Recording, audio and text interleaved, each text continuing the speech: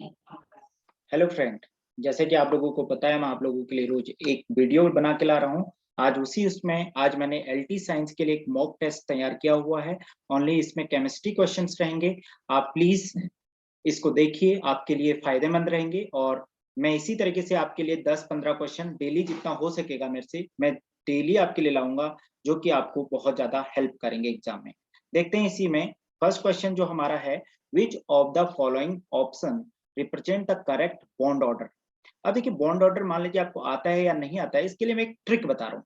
देखिए, total number of electron लिखिए, total number of electron, ठीक है, and bond order. Bond order आपको कुछ नहीं करना है। आपको 14 से ऊपर की ओर 14, 15, 16, 17, 18, 19, 20 लिख दीजिए। इधर की ओर भी कम कर दीजिए, 14, 13, 12 ऐसे करके, ठीक है ना, 11।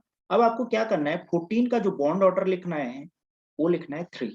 अब इधर को 0.5 कम करते जाइए, तो इसका कितना आ जाएगा 2.5, इसका कितना आ जाएगा 2 आ जाएगा, इसका कितना आ जाएगा 1.5 आ जाएगा, इसका कितना आ जाएगा 1 आ जाएगा, इसके लिए कितना आ जाएगा 0.5, और इसका बॉन्ड ऑर्डर कितना आ जाएगा 0। इसी तरीके से आप इधर को कम करेंगे 0.5, तो कितना आ जाएगा 2.5, 2, एंड इसका कितना आ जाएगा 1.5 आ जाएगा। अब आपको पूछा क्या है क्वेश्चन में, देखिए, which of the following the option is represent the correct bond order. अब O2 निगेटिव में टोटल इलेक्ट्रॉन कितने हो गए, 8 दूनी 16 और एक 17 इलेक्ट्रॉन। इसमें कितने हो गए 16 इलेक्ट्रॉन, इसमें कितने हो गए 15 इलेक्ट्रॉन। तो अब जब इसका 16, 15, इसका बॉन्ड ऑर्डर कितना हुआ, टोटल नंबर 17 पे 1.5 हुआ बॉन्ड ऑर्डर, 16 पे कितना बॉन्ड ऑर्डर हुआ 2 बॉन्ड ऑर्डर हुआ, और 15 पे कितना हुआ 2.5 हुआ।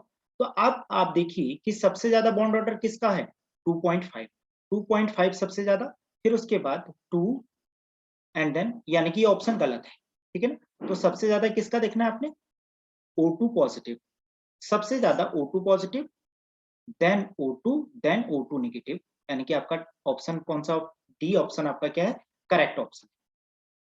क्लियर ना। दूसरे क्वेश्चन की ओर बढ़ते हैं, देखते हैं कि दूसरा क्वेश्चन क्या कहता है। क्वेश्चन नंबर 2 कह रहा है कि the number of acidic proton in H3PO3। तो अब कैसे आप बताएंगे कि इसमें कितने प्रोटॉन है, इसके लिए आपको कुछ नहीं करना है, just you make a structure of H3PO3। आपको क्या करना है, इसका स्ट्रक्चर बनाना है। ओके, अब H3PO3 का स्ट्रक्चर कैसा होता है, P double bond O, OH, OH, H। अब इसकी देखें, इसकी बेसिसिटी कितनी हुई, ये एक एसिड है तो इसकी बेसिसिटी कितनी हुई, इज इक्वल टू 2। तो जितनी इसकी बेसिसिटी हुई उतने ही क्या हुए इसके एसिडिक प्रोटॉन कहलाते हैं, ठीक है ना। तो इसका आंसर क्या हो जाएगा, आपका आंसर क्या हो जाएगा 2 हो जाएगा। नेक्स्ट क्वेश्चन देखते हैं, which of the following is coloured in in aqueous solution. अब इस वाले क्वेश्चन को कैसे देखते हैं, देखो Zn का एटॉमिक नंबर कितना हुआ 30, 2 पॉजिटिव चार्ज, तो कैसे हो जाएगा 3d10 4s2, 3d10 4s2।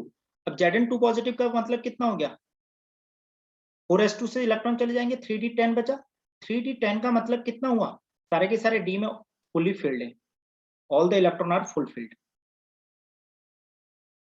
तो यानी कि इसका क्या हो गया, ये डायमैग्नेटिक हो गया, ये क्या हो गया एक डायमैग्नेट। इसी तरीके से टाइटेनियम कितना 22 होता है, 22 यानी कि 3d2 4s2। तो अब मान लीजिए इसमें से हम Ti पे 4 पॉजिटिव चार्ज कर दें, तो ये क्या बन जाएगा, एक नोबल गैस बन जाएगा आर्गन की तरह। तो आर्गन क्या होता है, एक डायमैग्नेटिक होता है। इसके बाद मैं कॉपर की बात करूं Cu पॉजिटिव, तो Cu का 3d10 4s1 होता है, तो ये कितना हो जाएगा 3d10 4s0 हो जाएगा। तो यानी कि डी में सारे के सारे फिर से क्या हो गए, पेयर्ड हो गए, सारे के सारे इलेक्ट्रॉन कितने हो जाएंगे, पेयर्ड हो जाएंगे। तो जब ये पेयर्ड हो जाएगा तो ये भी क्या हो जाएगा, डायमैग्नेटिक हो जाएगा। अब आ जाता है वी वेनेडियम 23 होता है, ठीक है ना। तो क्या होता है 3d3 4s2, तो 3 पॉजिटिव चार्ज गए यानी कि V3 पॉजिटिव, तो आपका क्या बच जाएगा इसका 3d2 बच जाएगा।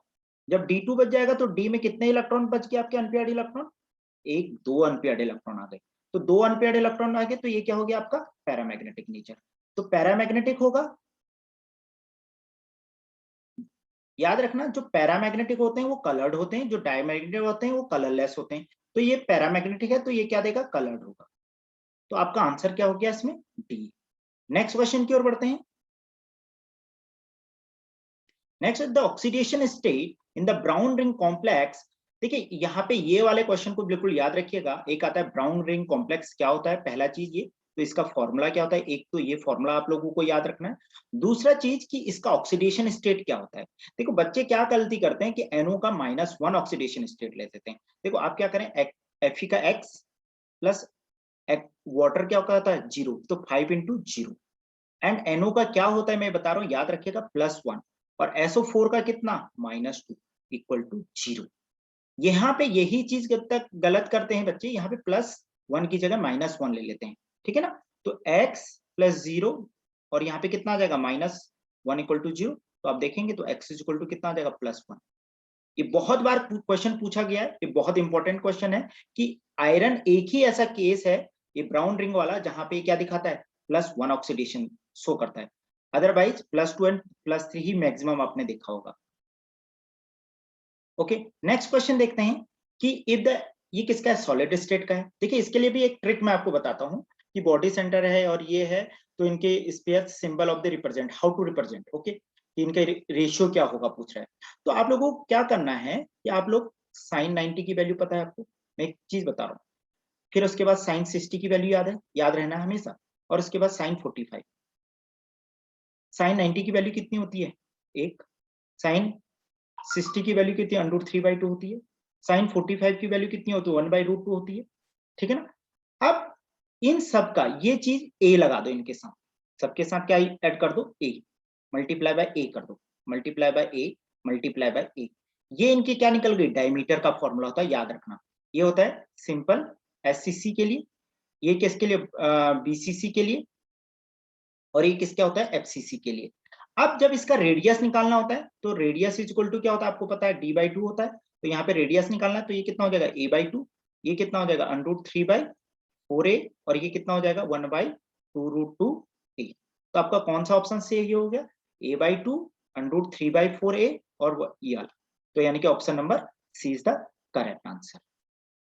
नेक्स्ट क्वेश्चन की ओर चलते हैं।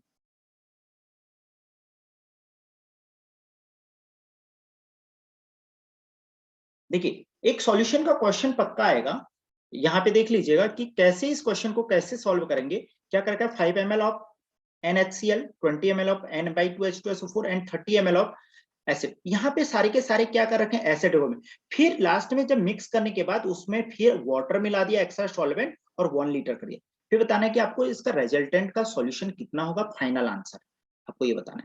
तो जब भी ऐसा हो, सारे के सारे ये बता रहा हूं, जब एसिड एसिड मिक्स होगा या बेस बेस होगा तभी ये फॉर्मूला लगेगा, N1V1 plus N2V2 plus N3V3 equal to NrVr, V1 plus V2 plus V3, ये ब्रैकेट। अब N1 कितना है आपका, N1 1n, तो 1 × 5 plus 1/2 × 20 plus 1/3 × 30 equal to Nr। Volume का सम कितना हो जाएगा, 5, 20 5 25, 30 55, 55। तो आपका इसको काटो, 10 10, तो कितना बच गया, 10 10 20 25 is equal to NR into 55। तो NR इक्वल टू कितना आ गया आपका, 25/55। ये नॉर्मलिटी निकली। बट अभी क्वेश्चन खत्म नहीं हुआ, अभी टोटल वॉल्यूम कितना हुआ, ये तीन देखो क्या है कि 3 एसिड लिए थे, इन 3 एसिड को मिक्स करके एक टोटल मिक्स बना दिया। अब इसका अभी टोटल V1 प्लस V2 ये 55 है। अभी क्या कह रहा है, इसमें एक्स्ट्रा और सॉल्वेंट मिला दिया, इसमें और सॉल्वेंट मिला दिया, और इसमें सॉल्वेंट मिलाने के बाद इसका वॉल्यूम कितना कर दिया, 1 लीटर कर दिया, यानी कि 1000 ml कर दिया। और इसकी नॉर्मलिटी कितनी हो जाएगी, ये आपको निकालनी है, NR निकालना है। अब यहाँ पे जो नॉर्मलिटी होगी वो आपने जो निकाली है, ये N1 कितना हो गया आपका, 25/55। तो अब इसके लिए जब भी डाइल्यूशन का फॉर्मूला आता है, तो हमेशा याद रखिए आपको फॉर्मूला लगाना होता है N1V1 is equal to N2V2। यहाँ पे आपका N1 कितना हो गया, 25/55 इंटू V1 कितना हो गया आपका 55। इज इक्वल टू N2 आपने निकालना है और V2 कितना हो गया आपका 1000। तो 55 से 55 कैंसिल, तो N2 कितना आ जाएगा आपका 25/1000, तो यानी कि 1/40। तो 1/40 का मतलब N/40। आंसर क्या हो जाएगा आपका? डी आंसर हो जाएगा। नेक्स्ट क्वेश्चन की ओर बढ़ते हैं। नेक्स्ट क्वेश्चन देखते हैं। कह रहे कि फ्रेंडली एब्जॉर्प्शन आइसोथर्म इज, कौन सा इसमें से करेक्ट है? अब फ्रेंडली आइसोथर्म होता क्या है? पहले ये कहता है कि x/एडजॉर्बेंट जितना होता है वो डायरेक्टली प्रोपोर्शनल टू p की पावर 1/n होता है। अब इस प्रोपोर्शनल की साइन को हटाने के लिए हम एक k यूज करते हैं, that equal to k into p की पावर 1/n होता है। ठीक है ना? तो अब देखें हम ए ऑप्शन हमारा करेक्ट है। बट अब इसको देखो, यहाँ पे x कर रहा है, तो इसको हम इधर की ओर मल्टीप्लाई करें तो x इक्वल टू कितना हो जाएगा? k या m k p की पावर 1/n। ये भी हमारा सही हो रहा है। फिर थर्ड वाला पार्ट देखिए, n। अब 1/n का मतलब क्या होता है? x/m इक्वल टू k की p की पावर -n। तो यानी कि ये भी सही। तो यानी कि आंसर क्या हो गया हमारा? ऑल ऑफ दीज आंसर हो गया। नेक्स्ट क्वेश्चन की ओर चलते हैं। Reaction, this is an example of. अभी किस चीज का एग्जांपल? ऑक्सीडेशन है, रिडक्शन है, डिस्प्रोपोर्शनल है या डिकम्पोजिशन रिएक्शन है। देखिए कैसे का सॉल्व करेंगे। देखिए Cl, what is the oxidation state of Cl here? First आपको क्या निकालना है कि Cl का ऑक्सीडेशन, तो X प्लस ऑक्सीजन के कितना होता है? -2 equal to -1। X is equal to, ये इधर जाएगा तो प्लस हो जाएगा, तो कितना आ जाएगा 1। तो यहाँ पे जो Cl है इसका ऑक्सीडेशन स्टेट कितना है बेटा? +1 है। और यहाँ पे कितना है? -1 है। और यहाँ पे कितना है? ClO3 3 दूनी 6 +5 है। ठीक है ना? अब याद रखिएगा कि यहाँ पे ये क्या दिखा रहा है? यहाँ से यहाँ ये ऑक्सीडेशन शो कर रहा है। पॉजिटिव चार्ज जब भी इंक्रीज होता है ऑक्सीडेशन, और जब यहाँ पे -1 है ये, ठीक है ना, तो यानी कि पॉजिटिव चार्ज में डिक्रीजमेंट हो रहा है, तो ये रिडक्शन हो रहा है। तो जहां पे कोई एक single element, if a single element या सिंपल मॉलिक्यूल या कंपाउंड कुछ भी which show oxidation as well as reduction, so these type of reaction are called disproportion reaction। यहाँ पे एक ही मॉलिक्यूल का ऑक्सीडेशन भी हो रहा है और एक ही का क्या हो रहा है? रिडक्शन भी हो रहा है। तो इस टाइप के इक्वेशंस को हम हमेशा क्या बोलते हैं? डिस्प्रपोर्शन रिएक्शन बोलते हैं। नेक्स्ट बात करते हैं the solubility product of this one. Then the solubility दे रखी है इसकी 1 पॉइंट इतना। अब आपको बताना है कि इसकी KSP की सॉल्युबिलिटी प्रोडक्ट क्या होगा। अब देखो PbSO4, सबसे पहले कि इसको ब्रेक करना है आपको। कैसे ब्रेक होगा? Pb2 positive plus SO4 2 negative में। अब देखिए इसकी सॉल्युबिलिटी क्या दे रखी है? इसकी सॉल्युबिलिटी दे रखी है कितना? 1.1 इंटू 10 की पावर -4। याद रखिएगा ये इनिशियली 0 रहेगा। अब ये क्या है? एक सॉल्ट है, तो सॉल्ट डिसोशिएट होकर के, तो यानी कि कितना बन जाएगा? ये पूरा का पूरा डिसोशिएट हो जाते हैं, याद रखिएगा। और ये भी क्या बन जाएगा? 1.1 इंटू 10 की पावर -4, और इधर कुछ नहीं बचेगा।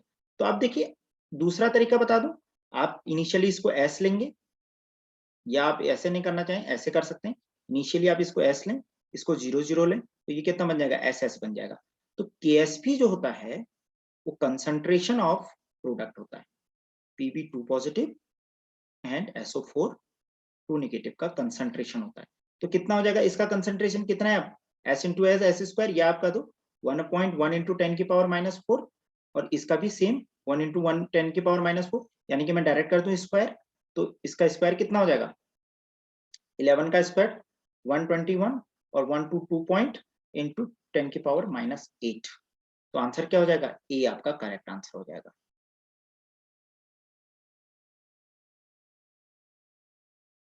Okay, and thank you for watching this, and please like and subscribe. आपको अच्छा लगे तो हम एक वीडियो के साथ में फिर से आऊंगा कल, और please like and subscribe and share with your friend.